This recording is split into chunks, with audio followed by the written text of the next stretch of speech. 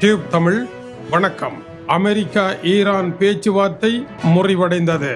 நடுவில் மத்தியஸ்தராக தொழில்படுகின்ற பாகிஸ்தான் இனிமேல் அந்த வேலையை செய்ய தேவையில்லை. பாகிஸ்தானினுடைய மத்தியஸ்தத்தை தூக்கி வீசியது ஈரான். அமெரிக்கா ஈரான் இடையே நடைபெற்று வந்த பேச்சுவார்த்தை முறிவடைய முக்கியமான காரணம் என்ன? அமெரிக்காவை மீறியபடி இஸ்ரேல் இப்பொழுது லெபனானில் நடத்தி கொண்டிருக்கின்ற தாக்குதல் இந்த பேச்சுவார்த்தை முறிவடைவதற்கான முக்கிய காரணமாக இருக்கின்றது. பேச்சுவார்த்தையில் நடுவராக தொழில்பட்ட பாகிஸ்தான் லெபனான் மீது இப்பொழுது இஸ்ரேல் நடத்தி கொண்டிருக்கின்ற கட்டுமீறிய தாக்குதல்களை தடுப்பதற்கு தவறிவிட்டது என்பது முக்கியமான விடயம். ஈரானை பொறுத்தவரையில் ஒரு விடயத்தை திட்ட தெளிவாக சொல்லுகின்றது. யுத்த நிறுத்தம் என்பது ஈரானில் மட்டும் அல்ல, அது லெபனானுக்கும் பொருந்தும். இந்த யுத்த நிறுத்தமானது இஸ்ரேல் மீதான தாக்குதல் இல்லை என்பதையும் பொருளாக கொண்டிருக்கின்றது. நாங்கள் அமெரிக்காவுடன் நல்லுறவை ஏற்படுத்தி இஸ்ரேல் மீதும் தாக்குதலை நடத்தாமல் இருக்க, இஸ்ரேல் லெபனான் மீது தாக்குதலை நடத்தி ஹிஸ்புல்லாவை அழிக்க முற்படுகின்றது. இப்பொழுது அளவு கடந்த தாக்குதலை நடத்தி கொண்டிருக்கின்றது. ஆனால் அமெரிக்கா இதை தடுக்க தவறிவிட்டது. எப்பொழுதுமே ஒரு யுத்தத்தின் ஒரு பகுதி மீறப்படுமாக இருந்தால் பேச்சுவார்த்தை என்பதும் மீறப்பட்ட ஒன்றாகவே அமையும். இனி அமெரிக்காவுடன் பேசுவதில் எந்த அர்த்தமும் இல்லை என்று ஒரே அடியாக துண்டாக வெட்டி இருக்கின்றது ஈரான். மேலும் பல காரணங்கள் இருந்தாலும் ஹிஸ்புல்லா மீதான தாக்குதலே இந்த உடனடி முறிவிற்கான காரணமாக இருக்கின்றது. இஸ்ரேலிய பிரதமர் பெஞ்சமின் நெட்டன்யாகு இன்று லெபனானுடைய தலைநகர் பெய்ரூட்டினுடைய சுற்றுவட்டக பகுதிகளிலும் தாக்குதலை ஆரம்பியுங்கள் என்று கூறி இருப்பது எல்லாவற்றையும் கடந்த அத்துமீறலாக இருக்கின்றது. ஈரானுடைய வெளியுறவுத்துறை அமைச்சர் அபஸ் அரக்சி ஒரு முனையில் யுத்தம் மீறப்படுமாக இருந்தால் அது யுத்த நிறுத்த மீறல் தான். லெபனான் என்பது இந்த போர்க்களத்தின் ஒரு முனை. அங்கு யுத்த நிறுத்தம் மீறப்பட்டு இருந்தால் ஒட்டுமொத்தமாக மீறப்பட்டு விட்டது என்ற பொருளையே அது தரும் என்று வியாக்கியானம் கொடுத்திருக்கின்றார். இரண்டாவதாக ஈரானுடைய பாராளுமன்ற சபாநாயகரும் பேச்சுவார்த்தை குழு தலைவரும் ஆகிய முகமது பக்கார் கலிபா கூறுகின்ற பொழுது, அமெரிக்கா ஈரானுடைய துறைமுகங்கள் மீது தாக்குதல் நடத்தி இருக்கின்றது. கடந்த 2 நாட்களாக மோசமான தாக்குதல்கள் அரங்கேறி இருக்கின்றது. ஈரானுடைய ஏவுகணை கட்டமைப்புகள் இருக்கின்ற இடங்கள் நோக்கியும் தாக்குதலை நடத்தி இருக்கின்றது. ஈரானுடைய கப்பல்களை தாக்கி இருக்கின்றது.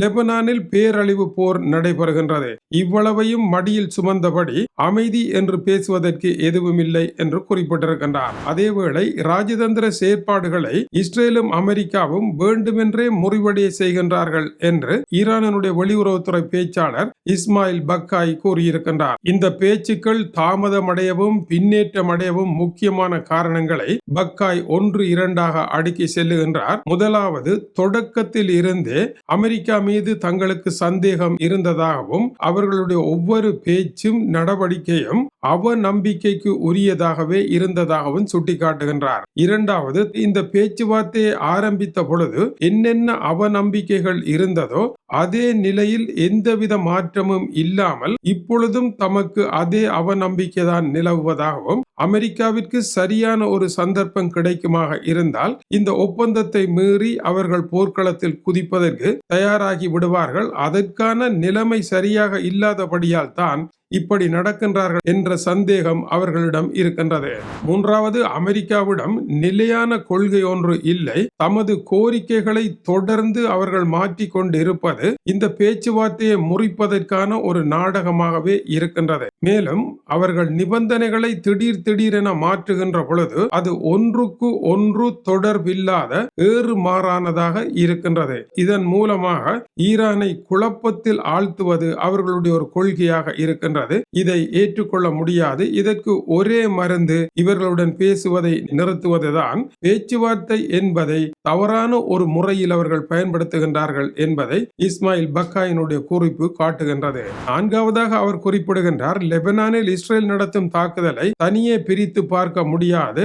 அதற்கும் ஈரானுக்கும் தொடர்பு இருக்கின்றது. ஈரானுடைய சகோதர அமைப்பாகிய ஹிஸ்புல்லா அழிந்தால் அது ஈரானுடைய அழிவுதான். எப்படி இஸ்ரேல் அழிந்தால் அது அமெரிக்கா தன்னுடைய அழிவு ஒழுங்காக கருதுகின்றதோ அதுபோலத்தான் நாங்கள் ஹிஸ்புல்லாவை கருதுகின்றோம் என்பது அவருடைய விளக்கமாகும். ஐந்தாவது, இதை பேச்சுவார்த்தை மூலம் தீர்த்து கையெழுத்து வைப்பார்களாக இருந்தால் ஈரானுடைய பணத்தை திருப்பி கொடுக்க வேண்டி வரும். தடுத்து வைக்கப்பட்ட அந்த பணத்தை திருப்பி கொடுப்பதை அவர்கள் விரும்பவில்லை. அவர்கள் பணத்தை கொடுக்கின்ற ஆட்கள் இல்லை, பணத்தை எடுக்கின்ற ஆட்கள் என்பது இதனுடைய கருத்தாகும். அதேபோல அமெரிக்காவை பொறுத்தவரையில் அமெரிக்காவினுடைய கேள்விகளுக்கு ஈரான் உடனடியாக பதில் அளிப்பது இல்லை ஏன் என்ற கோபம் இருப்பதாக கூறுகின்றார்கள். அமெரிக்கா ஏறுக்கு மாறான கேள்விகளை கேட்டு அதற்கு தவறான பதிலை அளித்து விடுவோமாக இருந்தால் அமெரிக்காவினுடைய ராஜதந்திர பொறிக்குள் சிக்கப்பட வேண்டி வரும். இதனால் அமெரிக்கா என்ன பொறி வைக்கின்றது என்பதை அக்குவேறு அணிவேறாக சீர்தூக்க வேண்டி இருக்கின்றது என்பது ஈரானுடைய கருத்தாக இருக்கின்றது. இது குறித்து வெளியாகி இருக்கின்ற முக்கிய சர்வதேச ஆய்வுகளில்